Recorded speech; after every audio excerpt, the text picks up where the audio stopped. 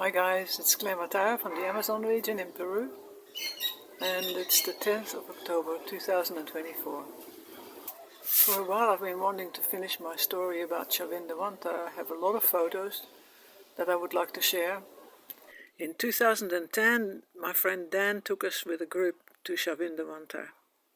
It was a famous center apparently, because they found stuff from all over Peru in the center of the temple, where the main temple there, and it seems like they say it's even like Jerusalem, in a sense that a lot of people from different parts came there to bring offerings and to look for inspiration or for advice.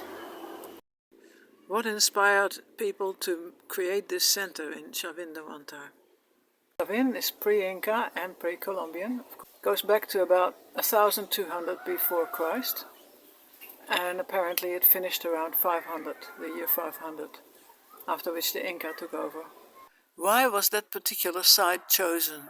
The main thing is that it has the two rivers that come together, the Black and the White River, and they come together just below the temple complex that was built. And the Black and White is a theme that goes through the whole building, especially through the big arch that they made, which has also eagles on it, strange looking eagles. It has snakes and it has jaguars, and the jaguar is a very strong theme that goes through the whole thing. So I'm not sure whether these were jaguar spirits that took over the shamans, and the shamans were looking for the opportunity to channel a jaguar spirit, or they made contracts with jaguar spirits. I don't know if the jaguar spirits came from another planet, which is possible. They may have been emissaries from another planet. Did they have special ceremonies with eclipses? The main interesting statue is what they call the lanzón. And the lanzón is in the middle of a type of labyrinth. It's not completely a labyrinth, but it is what they call a labyrinth, and it's underground. And part of the culture also had conchas, which is the big shells. They're about this big, and they would blow them. They made a musical instrument of them, and that was later also copied by the Incas. The effects of San Pedro in Chavin de Huantar.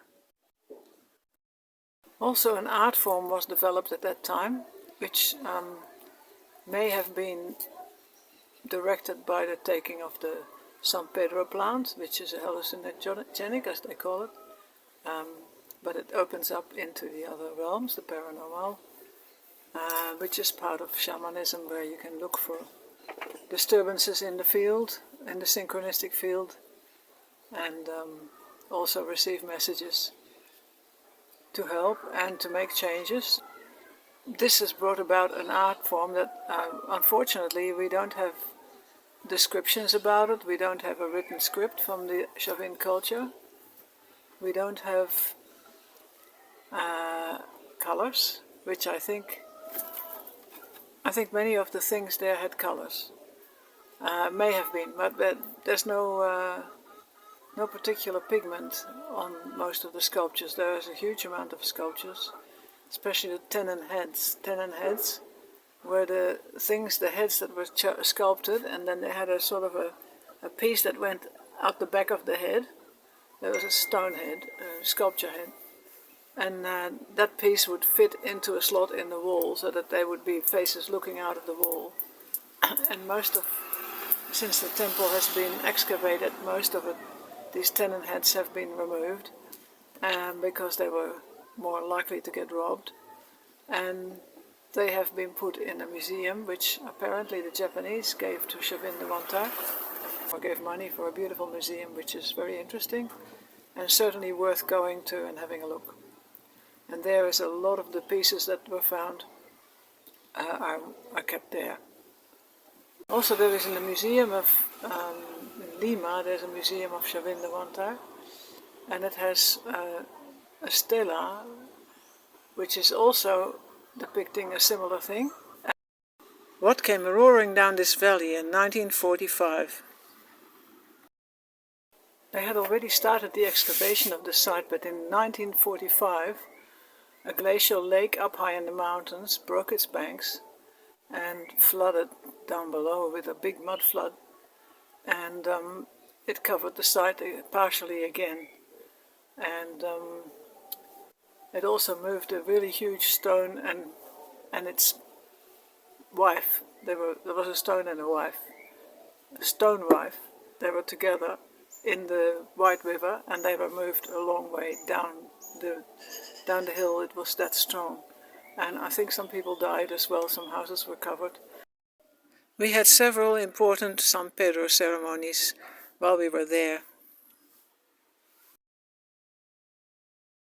I feel that it's easier to fully get a feeling of the culture there if you actually take the San Pedro plant, if you take San Pedro journeys, and some people go there to do that, and there are some shamans and guides that will allow people to do that.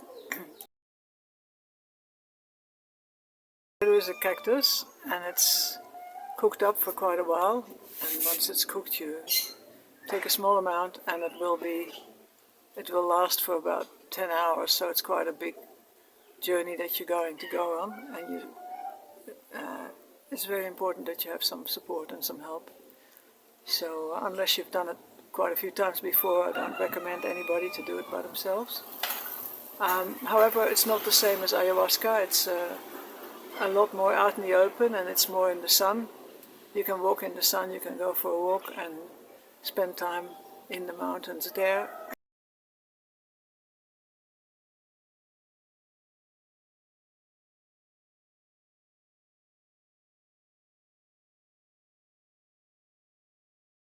Where the plant actually grows.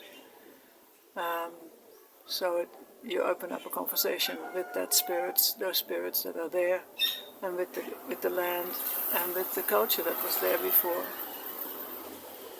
Another type of plant could be the wilca. I'm not so sure exactly if it is the wilca, but there are many of the tenon heads or the sculptures have got a lot of snot running down their nose, so that's probably because they are actually taking a journey with the wilca, which is delivered by a blow up the nose with a bone. They have a bone where they put the powder. It's a powdered up seed,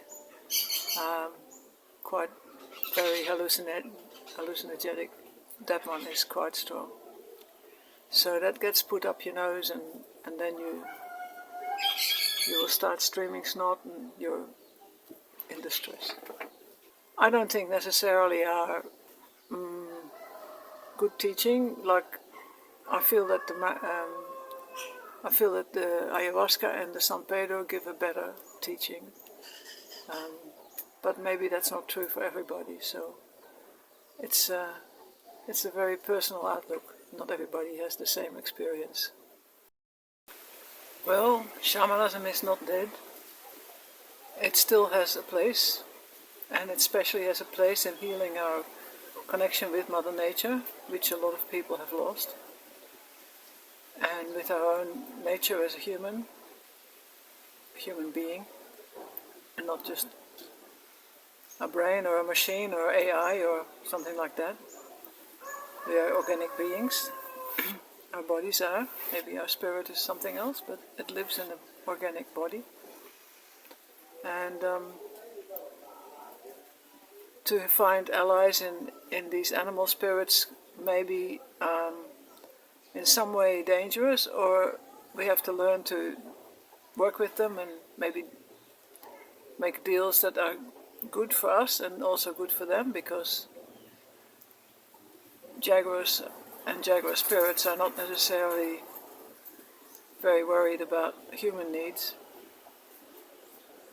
But obviously they have been very important on this earth, and I think to some extent they still are, and people see it as a sign of strength, a sign of connectedness, a sign of something wonderful when people are connected to jaguar spirit. I had special feeling in Chavin de Huantar and felt myself very connected. It's a very nice place, and anyone who goes there should stay a few days, I think.